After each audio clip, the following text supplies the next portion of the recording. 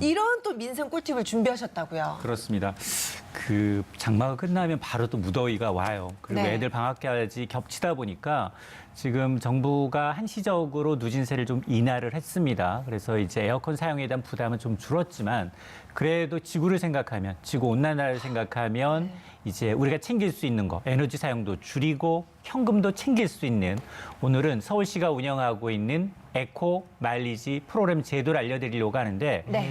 이 제도가 2009년에 시행이 됐어요. 오, 꽤 그러니까 됐네요. 벌써 11년째거든요. 그러니까 이 에코라는 마일리지가 합성됐잖아요. 에코는 그러면 친환경, 네. 마일리지는 쌓이다라는 말이에요. 그래서 친환경이 쌓이다라는 말로서 가정에서 지금 흔히 사용하고 있는 뭐 전기요금뿐만이 아니라 수도, 가스는 뭐 지역 난방까지 포함을 해서 이런 에너지를 절약하시면 절약한 만큼 마일리지로 되돌려 드립니다.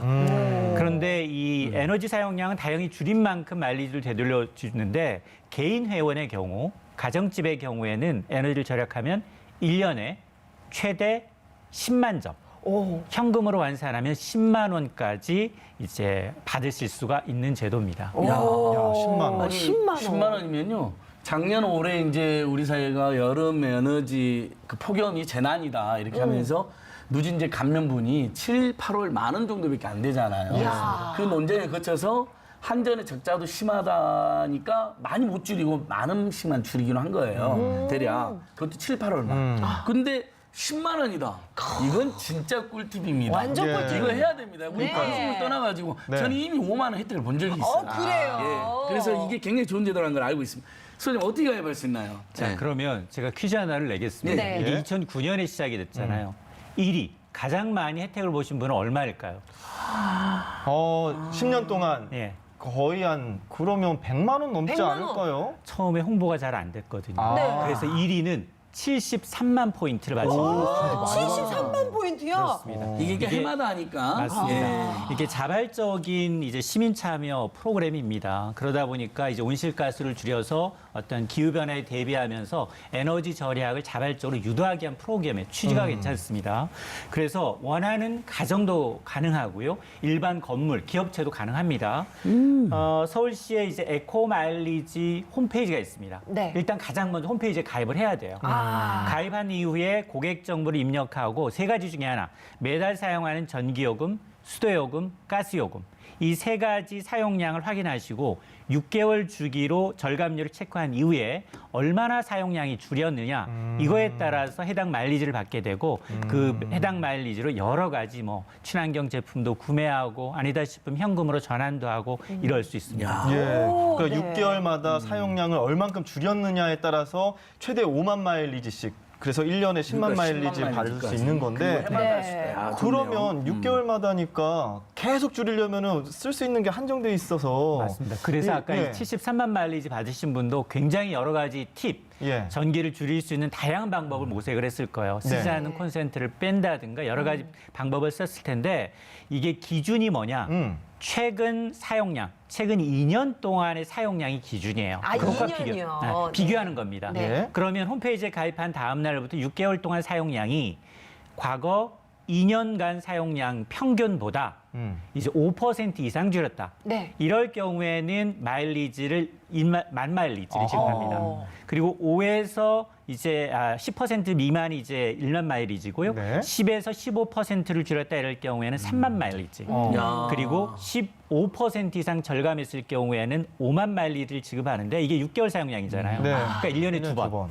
그래서 최대 10만 원까지 되고 이게 에코 마일리지를 받은 게 확정이 됐다 그러면 5년 동안 유효 기간 내 사용이 가능합니다. 네. 엄청 줄이는 것도 아니고 10에서 15%면 3만 원에서 5만 원이니까 도전해볼 만하지 않을까요? 이거는 좀 할만한 예. 그런 자신감이 좀 드는데요. 그러니까요. 자, 그래서 이렇게 에너지도 절약하고 또 여러 가지 혜택도 얻는 에코 마일리지 너무나도 좋은데 도대체 우리 시민 여러분들은 잘 활용하고 계실까요? 얼마나 알고 계실지 저희 맹수지 연구원이 거리로 나가서 시민들께 함께 여쭤본다고 합니다. 자, 그럼 함께 만나볼까요? 맹수지 연구원! 네, 저는 지금 대학로 마로니에 공원에 나와 있습니다. 제가 오늘 방송 전부터 이곳에 와서 시민분들을 대상으로 에코 마일리지로 할 수 있는 것은 이라는 주제로 설문조사를 실시했는데요. 과연 시민분들은 에코 마일리지 제도에 대해서 얼마나 잘 알고 계실까요? 지금 바로 저와 함께 결과 확인해 보시죠. 네, 정말 막상막하인데요. 제가 사전에 세어보니까 아파트 관리비 내기가 간발의 차이로 1위를 차지했습니다. 그리고 공동 2위는 현금으로 받기와 지방세 납부하기에 투표를 해주셨네요. 그 다음으로는 모바일 문화상품권 교환이 꼽혔고요. 반면에 티머니 충전하기와 LED 스탠드 교환은 에코 마일리지로 못할 것 같다라고 생각들을 하셨네요. 그럼 오늘 설문조사에 참여해주신 시민분을 모시고 잠시 이야기 나눠보도록 하겠습니다. 안녕하세요. 안녕하세요. 네, 여기 투표 어떤 거에 해주셨나요? 저 같은 경우는요, 지금 이 아파트 관리비 내기랑 그다음에 지방세 납부하기 이 두 가지를 골랐습니다. 왜요? 뭔가 나머지 것을 보면요, 뭔가 재화나 아니면 물건으로 바꿀 수 있는 것으로 돼 있는데요. 이제 아파트 관리비 내기 그리고 지방세 납부하기 경우는요, 뭐라 하죠? 좀 보이지 않는 거. 그러니까 마일리지랑 비슷한 느낌으로 처리할 수 있다 저는 생각했기 때문입니다. 네, 그렇군요. 그럼 에코 마일리지 혹시 지금 가입하셔서 사용하고 계신 건가요? 사실 오늘 에코 마일리지란 걸 처음 들어봤어요. 이제 에코 마일리지, 에코 머시기, 마일리지 이런 걸 많이 들어봤는데요. 사실 그렇게 관심이 많진 않거든요. 그래서 이번에 에코 마일리지가 이제 좀 알려져서 이런 게 있다 알게 된 것 같습니다. 그럼 오늘 이렇게 자세히 좀 알게 되셨는데요. 그럼 가입해서 사용하실 의향 있으신가요? 물론 저에게 이득이 된다면 사용하지 않을 이유가 없다 생각됩니다. 네, 그럼 마지막으로 생활 속에서 혹시 본인이 실천하고 있는 에너지 절약 팁이 있으시다면요? 저 같은 경우는요, 이제 항상 기본에 치중하자, 그리고 평소에 잘하자 이런 것을 제 생각으로 담고 있거든요. 그래서 막 집 밖에 나갈 때라든가 그런 경우에는요, 꼭 불이 다 꺼져 있나 확인하고요. 그다음에 콘센트 같은 게 다 뽑혀 있나 잘 확인하는 편입니다.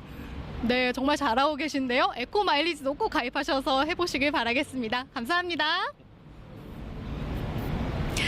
네, 에너지도 절약하고 많은 혜택도 누릴 수 있는 에코 마일리지 제도. 모두들 가입하셔서 실속 있는 마일리지도 쌓으시고 지구도 살릴 수 있는 일에 동참해 주시길 바라겠습니다.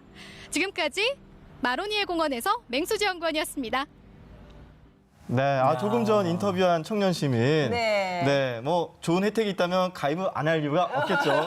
네, 이렇게 얘기를 해주셨는데 정말 이 그 설문조사했던 6가지의 혜택들 이게 모두가 정답이죠. 맞습니다. 네. 그리고 안타까운 건 저 네. 보기 하나가 빠졌어요. 이게 이 에너지 빈곤층을 위해서 이 마일리지를 기부도 가능해요. 너무 좋다. 그러니까 기부를 하게 되면 나중에 예. 소득공제 혜택을 받으실 수 있잖아요. 예. 그러니까 일석이조라는 거죠. 예, 지금 8번 나가네요. 야. 야. 그래서 여기 예. 있는 용도를 좀 보면 가장 많이 아까 사용했던 게 아파트 관리비를 납부하고 있다. 그리고 지방세를 납부하고 있다라는 거고요. 물론 뭐 현금으로 전환해서 사용하는 것도 물론 가능합니다. 그 외에도 뭐 교통 마일리지 전환이라든가 그리고 이동통신 요금에서 차감이 가능하고요. 또 카드 포인트로 전환하는 것까지도 가능하니까 뭐 제휴가맹점에서 쓰는 것부터 시작을 해서 다용도로 활용이 가능합니다. 네. 야, 정말 대단하네요. 이렇게 정말 다양하게 활용할 수 있는 에코 마일리지.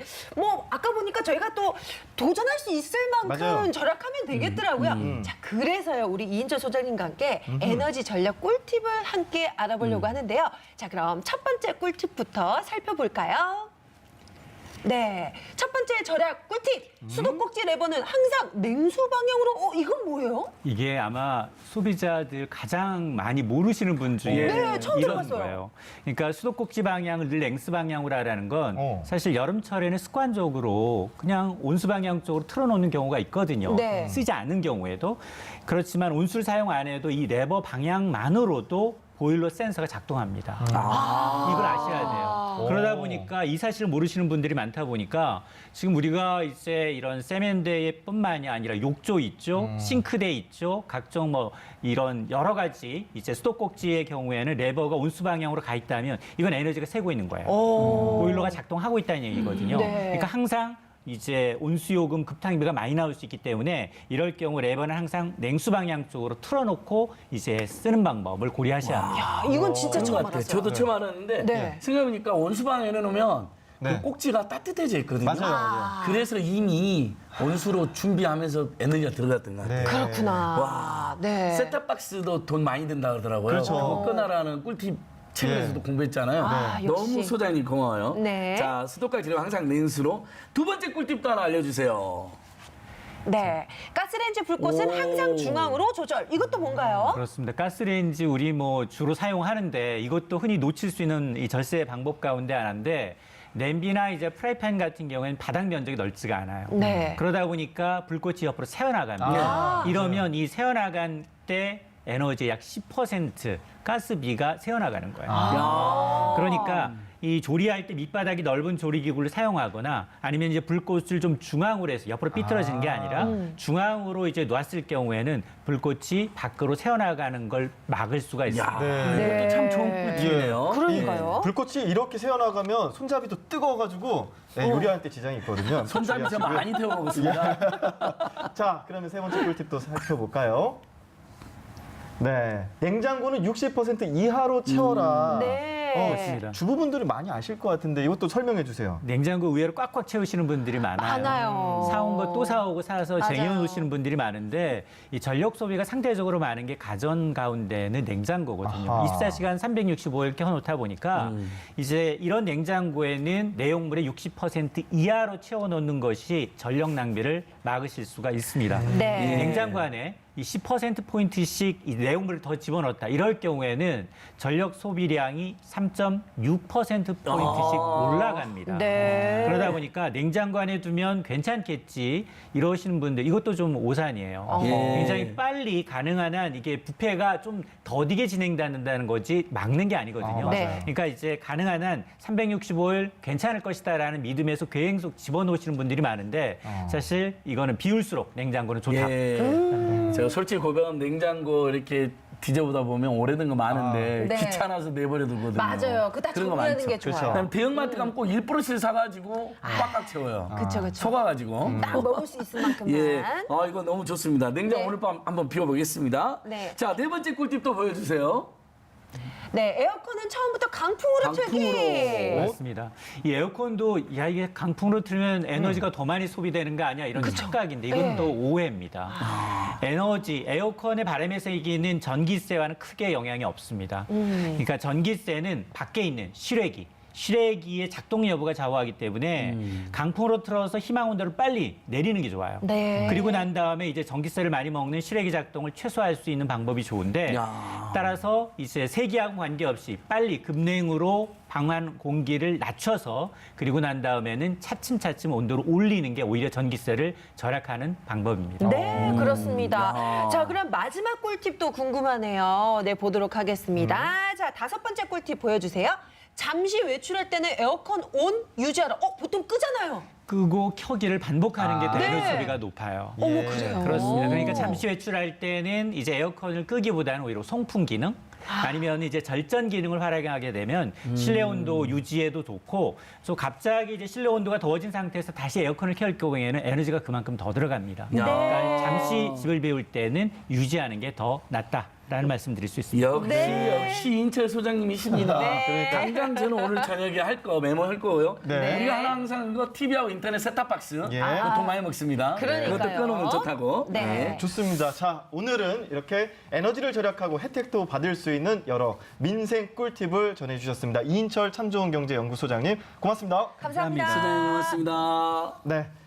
자, 저희는 다음 주제로 이어가겠습니다. 여러분은 지금 생방송 TV 민생연구소를 함께